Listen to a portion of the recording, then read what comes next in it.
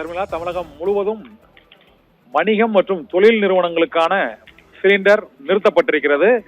வீட்டு உபயோக சிலிண்டர் விநியோகத்திலும் தட்டுப்பாடு ஏற்பட்டிருப்பதாக தகவல்கள் வெளியாகியுள்ள சூழ்நிலையில் சென்னை தலைமைச் செயலகத்தில் முதலமைச்சர் மு.க.ஸ்டாலின், தலைமைச் செயலாளர் முருகானந்தம் மற்றும் கூட்டுறவு மற்றும் உணவு பாதுகாப்புத்துறை அதிகாரிகளுடன் இப்போது ஆலோசனை நடத்தி வருகிறார். தமிழகத்தில் சிலிண்டர் தட்டுப்பாடு ஏற்பட்டால் அதனை சமாளிப்பது எப்படி என்பது குறித்து பல்வேறு ஆலோசனைகளை மேற்கொண்டிருக்கிறார்.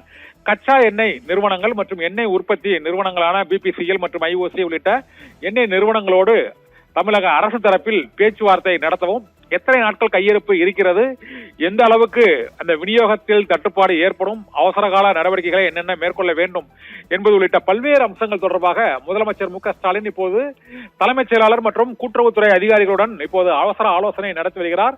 முன்னதாக தமிழக வணிகர் சங்க நிர்வாகிகளும் முதலமைச்சரை சந்தித்து சிலிண்டர் தட்டுப்பாட்டால் உணவகங்கள் மற்றும் தொழில் நிறுவனங்களுக்கு ஏற்பட்டுள்ள உற்பத்தி பாதிப்பு தொடர்பாக அவரிடம் பல்வேறு பிரச்சனைகள் தொடர்பாக கருத்துக்களை தெரிவித்திருக்கிறார்கள். அவர்கள் வெளியே வந்து பேட்டியளிக்கையில் 2 நாட்களுக்கு தான் தமிழகத்தில் சிலிண்டர் விநியோகம் இருக்கும், அதன் பின்னர் பெரும் தட்டுப்பாடு ஏற்படும் என்றும் கையிருப்பில் உள்ள சமையல் எரிவாயு மற்றும் வணிக சிலிண்டர் ஆகியவற்றின் முன்பதிவு கால அவகாசம் கூட்டப்பட்டிருப்பதால் தொடர்ந்து பாதிப்புக்குள்ளாவதால் உடனடியாக அந்த மீட்பு நடவடிக்கைகளை, சிலிண்டர் தட்டுப்பாடு விநியோகத்தை சீரமைப்பதற்கான நடவடிக்கைகளை மேற்கொள்ள வேண்டும் என்று வலியுறுத்தியிருக்கிறார்கள். இதையடுத்து முதலமைச்சரும் அவசர ஆலோசனையில் ஈடுபட்டிருக்கிறார். தமிழகம் முழுவதும் சிலிண்டர் தட்டுப்பாடு ஏற்படுவதற்குள் முன்னெச்சரிக்கை நடவடிக்கைகளை மேற்கொள்ளவும், வீடுகளுக்கான சிலிண்டர் விநியோகத்தில் எந்த விதமான சீராக விநியோகிப்பதற்கான நடவடிக்கைகளை மேற்கொள்ளவும் அதிகாரிகளுக்கு முதலமைச்சர் உத்தரவிட்டிருக்கிறார். இது குறித்து எண்ணெய் நிறுவனங்கள் மற்றும் மத்திய அரசிடமும் தமிழக அரசின் தரப்பில் அதிகாரப்பூர்வமாக கருத்துக்கள் கேட்கப்பட்டு நடவடிக்கைகள் மேற்கொள்ளப்படும் எனவும் எதிர்பார்க்கப்படுகிறது. இதன் பின்னர், இந்த ஆலோசனைக்கு பின்னர்